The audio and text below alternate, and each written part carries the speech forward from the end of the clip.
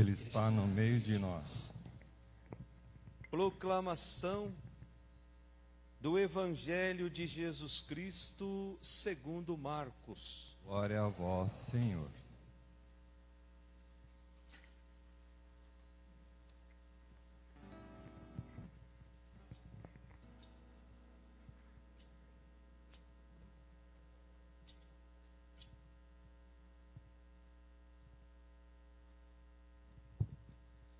Naquele tempo, Jesus saiu de Jericó,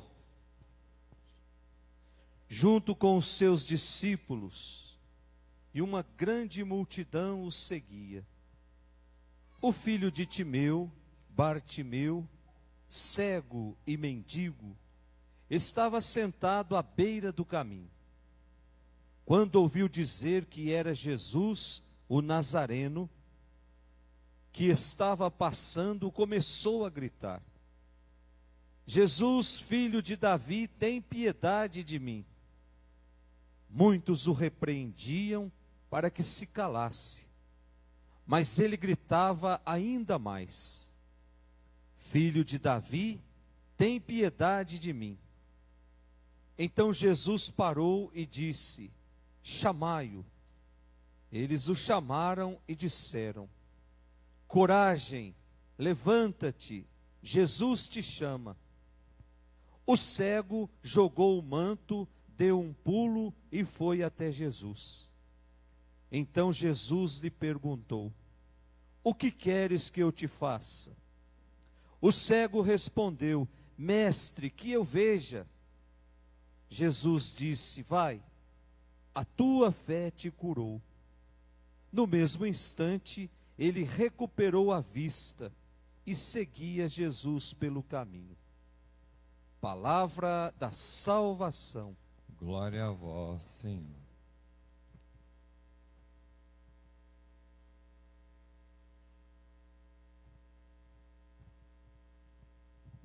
Que as palavras do Santo Evangelho perdoem os nossos pecados. Amém. Amém. Podemos sentar.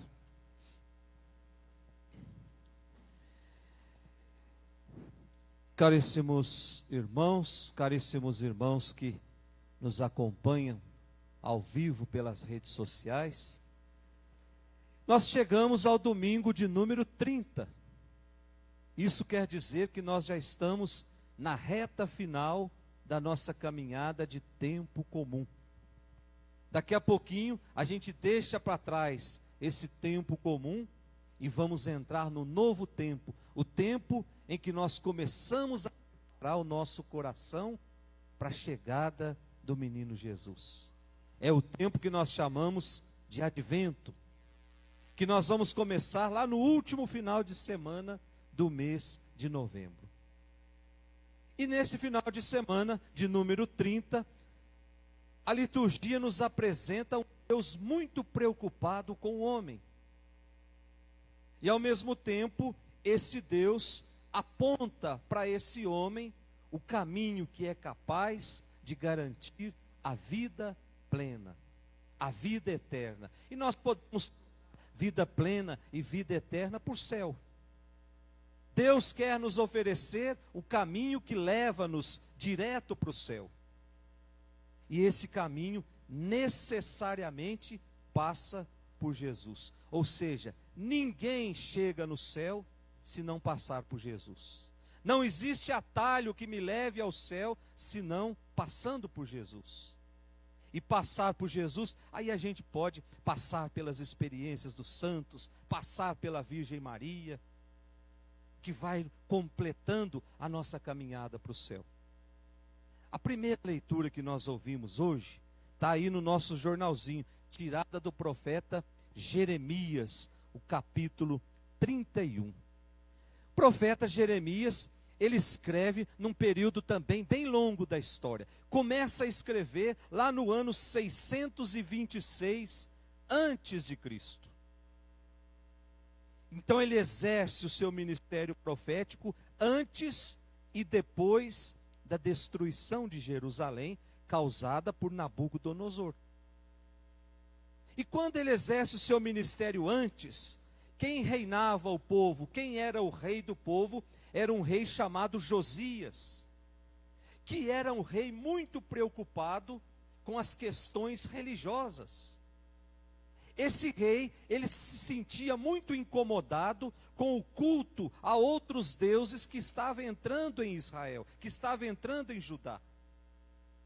Então ele faz uma reforma religiosa muito grande. Quem estuda teologia, uma hora vai chegar nesse capítulo da história. A reforma religiosa de Josias. E essa reforma, ela tem um único objetivo. Josias não quer que o Deus único, que o Deus verdadeiro que coexistam outros deuses em Judá. Somente o culto a um Deus único, que eles chamavam de Deus Javé. Tem algumas traduções que chamam Jeová. Então Josias queria que esse Deus fosse o único Deus a ser cultuado dentro de Judá. E aí ele faz uma reforma bonita. E nesse período da reforma, o profeta Jeremias, ele convida o povo a uma conversão, a uma mudança de vida, a fidelidade a esse Deus único. Se nós temos um Deus que é só nosso, por que é que nós vamos buscar outros deuses? Por que é que nós vamos buscar experiências com outros deuses? Será que esse Deus não me completa totalmente? Então eu preciso olhar para dentro de mim e perceber quantas vezes eu duvidei da ação desse Deus único, desse Deus verdadeiro. E fui buscar experiências religiosas que, ao invés de me ajudar, me afundaram mais ainda. Era essa a proposta do profeta Jeremias, e isso 620 anos antes de Cristo. Só que Josias morreu. E no lugar de Josias, colocaram um rei chamado Joaquim, que foi talvez o pior rei que o povo de Deus teve como representante. O profeta Jeremias e outros profetas sofriam muito na gestão desse rei, porque esse rei fomentava a injustiça. Esse rei fomentava todo tipo de injustiça, devido às alianças que esse rei começou a fazer com outros povos, permitindo assim que a cultura de outros povos, aos poucos, fosse dominando o coração do povo de Deus. Aquilo que Josias não queria, Joaquim permitiu. Judá se viu tomada por outros deuses, principalmente os deuses dos egípcios. E aí começou uma bagunça na cabeça do povo. E aí, nesse período, o profeta estava convencido de que Judá havia ultrapassado todas as medidas, que uma desgraça muito grande iria cair sobre o povo de Deus. E essa desgraça acontece no ano 597 antes de Cristo. O rei Nabucodonosor invadiu Jerusalém e destruiu mais da metade da cidade. E pegou as pessoas mais influentes de Jerusalém e mandou para o exílio na Babilônia. E no lugar do rei Joaquim, Nabucodonosor colocou um rei chamado Sedecias, que começou a governar muito bem. Só que começou de novo a fazer alianças políticas com outros povos, com o intuito de fortalecer as fronteiras, para não permitir que Nabucodonosor invadisse de novo. E aí o profeta vem dizer: gente, nós não podemos colocar a nossa força, nós não podemos colocar as nossas esperanças num exército. A nossa força e a nossa esperança precisa estar em Deus. Deus é a nossa força. Só que ninguém deu ouvido para o profeta. E aí aconteceu que os babilônios tentaram invadir Jerusalém pela segunda vez, e ali na tropa de frente estavam os egípcios que defenderam a cidade. E aí se criou uma euforia muito grande. Aí todas as profecias de Jeremias foram desacreditadas. Tudo que ele falou até agora não aconteceu. E agora ele pediu para nós não fazermos aliança com os egípcios. Fizemos aliança, os egípcios nos defenderam, e agora ele vem dizer bobagem de novo, dizendo que mais desgraça está por acontecer. Então vamos prender o profeta. Então Jeremias, nessa época, é preso. É acusado de traição. É acusado de ser o profeta que só anuncia desgraça. Só que no ano 586, as profecias de Jeremias se concretizam. É quando Nabucodonosor volta as suas tropas de novo para Jerusalém, e aí destrói totalmente a cidade. Inclusive, destrói o templo de Jerusalém. A cidade fica em ruínas. E aquele pouquinho de gente que estava lá na cidade, agora é mandado para o exílio na Babilônia. E lá passaram 40 anos, sendo tratados como escravos. Então nós temos agora esse trecho que nós lemos. Olha a volta que o padre teve que dar para a gente chegar nesse trecho de hoje. Em que o profeta começa com um convite à alegria, um convite ao louvor, porque Deus vai reunir de novo o seu povo. Portanto, o texto nos apresenta um Deus preocupado com a vida e com a felicidade do seu povo. Mesmo nos momentos de dor, mesmo nos momentos de desespero, Deus está lá conduzindo o seu povo pela mão com o amor de Pai. E aí nós podemos usar desse texto para esclarecer a situação que nós estamos vivendo hoje. Mesmo diante da incerteza, mesmo diante das dificuldades da vida, nós temos que ter a certeza de que Deus está ali conosco. Tem um teólogo chamado Comblan, que ele dizia assim: Deus está conosco até a porta do prostíbulo. Deus está conosco até um minuto antes da concretização do pecado. Porque Ele sabe que naquele um minuto eu posso me arrepender. Porque Ele sabe que antes de entrar, eu posso me arrepender. Porque Ele sabe que antes de clicar um botão que vai me direcionar para um site erótico, Ele está ali. Porque sabe que no meu coração existe o desejo de não fazer isso. Portanto, Deus caminha conosco sempre. Nos momentos de dor, de incertezas, nos momentos de insegurança, Deus está ali. Pode ser que eu não consiga enxergar com os meus olhos humanos, mas com os meus olhos da fé, eu preciso ter a certeza de que Deus está comigo. Então nós podemos ousar dizer que Deus está aí sentado no banco do seu lado. Deus está aqui de pé ao meu lado. É essa certeza que faz com que nós enfrentamos as piores batalhas do mundo com a cabeça erguida. Porque nós sabemos que Ele está conosco. Mesmo que por muitas vezes os nossos olhos cheios de lágrimas não consigam enxergá-lo. Depois da segunda leitura, tirada da carta aos Hebreus, é uma segunda leitura até que bonita, que fala sobre o sacerdote, que nos apresenta Jesus como o sumo sacerdote, aquele que o Pai chamou e enviou ao mundo a fim de conduzir os homens a essa comunhão com Deus. Mais uma vez eu repito, só conhece Deus quem passa por Jesus. Só chega no céu quem passa por Jesus. E por fim, o nosso evangelho de hoje, o capítulo 10 do evangelho de São Marcos, capítulo 10, versículos de 46 ao 52. Esse episódio que nós lemos no evangelho de hoje se passa numa cidade chamada Jericó. Eu não sei se vocês viram aí no comecinho do evangelho. Uma cidade muito bonita, conhecida como a cidade das palmeiras. E era conhecida porque, além de ser uma cidade bonita, ela ficava muito perto de Jerusalém. Mais ou menos uns 30 quilômetros de Jerusalém, a mesma distância de Betânia. E essa cidade, ela era muito conhecida lá no Antigo Testamento, né? A batalha, as muralhas de Jericó. Mas essa cidade, ela foi se tornando conhecida também porque Herodes construiu nessa cidade um dos seus palácios mais luxuosos para ele passar o inverno.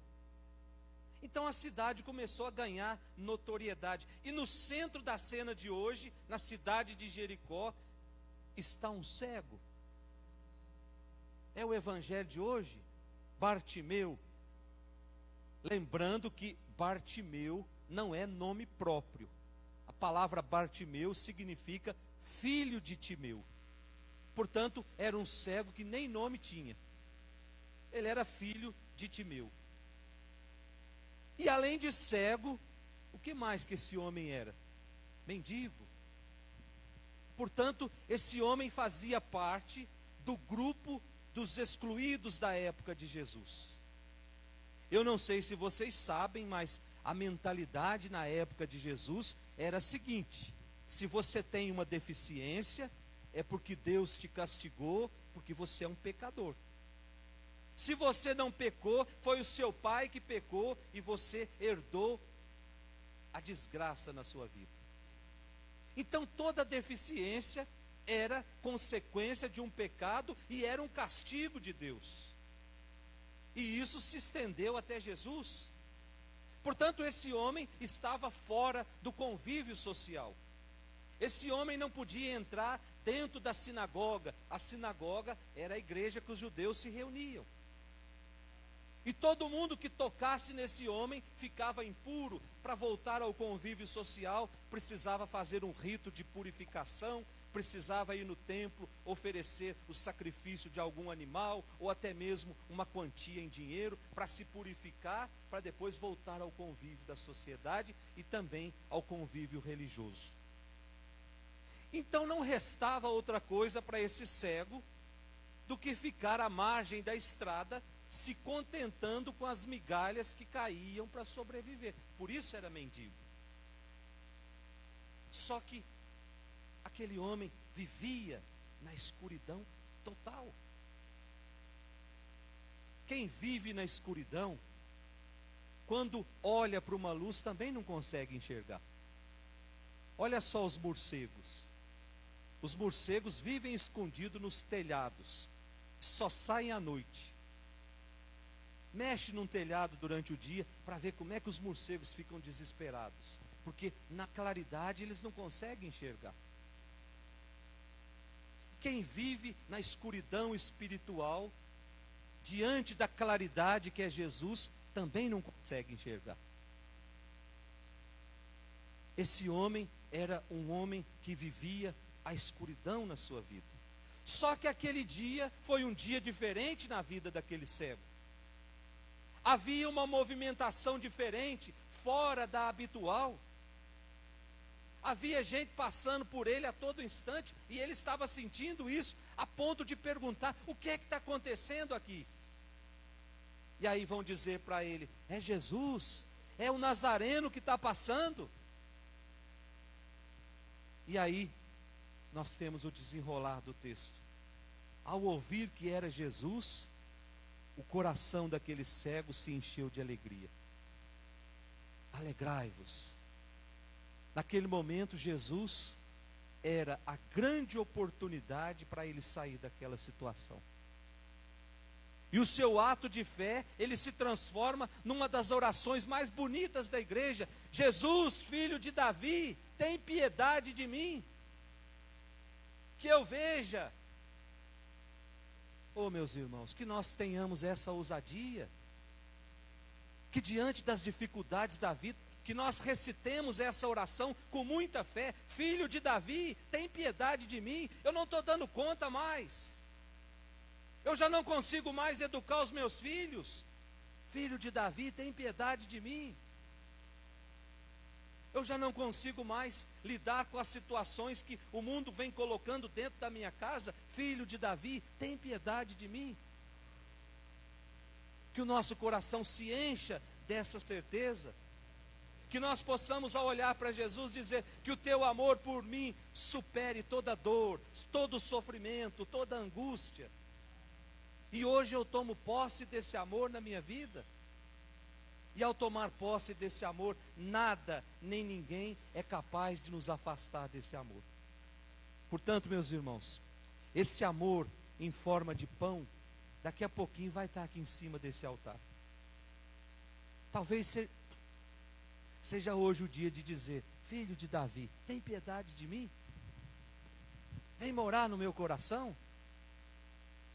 Vem aliviar essa dor, essa angústia que está caminhando comigo há muito tempo. Venha me ajudar a educar os meus filhos. Venha conduzir a minha história de acordo com a tua vontade. Que eu veja, Senhor, que vejamos hoje as maravilhas que Ele pode realizar na vida e no coração daqueles que se abrem a essa graça. Louvado seja nosso Senhor Jesus Cristo.